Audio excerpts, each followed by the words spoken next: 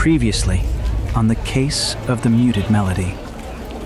During a festive Christmas performance, the stage shatters into chaos when Lily collapses amid a scream and a warped. As Patrick checks her pulse, he's pulled into a supernatural vision where a shadow coils around her neck.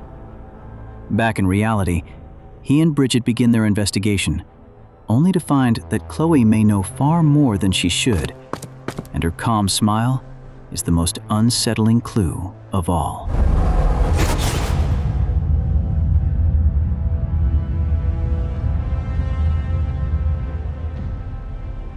Bridget called after her, but the girl didn't slow down. Patrick watched her retreating silhouette, certain of one thing. Chloe knew something no one else did.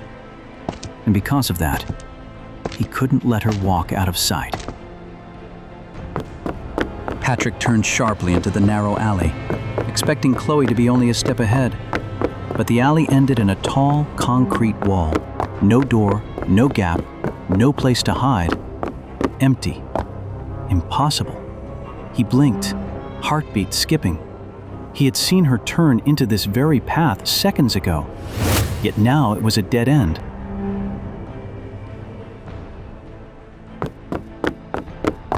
Patrick returned with a look he couldn't easily explain, but he didn't waste time.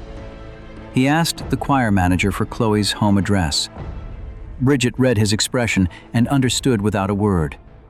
Chloe's disappearance wasn't a coincidence.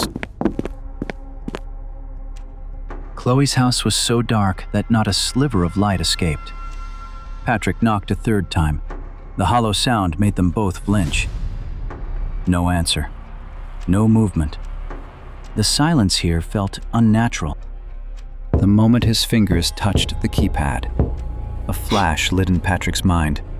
Chloe leaning in, tapping the code with trembling fingers. He typed the numbers, and the lock clicked open. They had just pried a door into a darker truth. Inside did not look like someone had left in a hurry. It looked ransacked by a violent search. Chairs toppled, papers scattered like storm debris. Bridget raised her camera, photographing each detail. A single sticky note lay under the table, as if waiting for Patrick's hand. The jagged message read, "Shut up, reveal, die." The ink was still slightly wet in places. Patrick frowned and slipped it into Bridget's evidence bag. A clear warning. But who sent it? They combed through every inch of the house. A half-eaten pizza still warm. A glass marked with lipstick.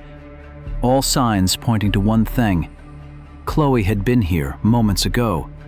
But the real question is, why did she leave in the middle of her meal? Why did a stranger get into the house without anyone noticing? Where are Chloe's parents? The message was clear. Chloe's parents were abroad. She lived alone. Patrick's grip on the phone tightened as Bridget realized the situation was far more serious than they expected. Patrick and Bridget headed to the backyard. The wind scraped across the dark yard, revealing details that made both siblings tense.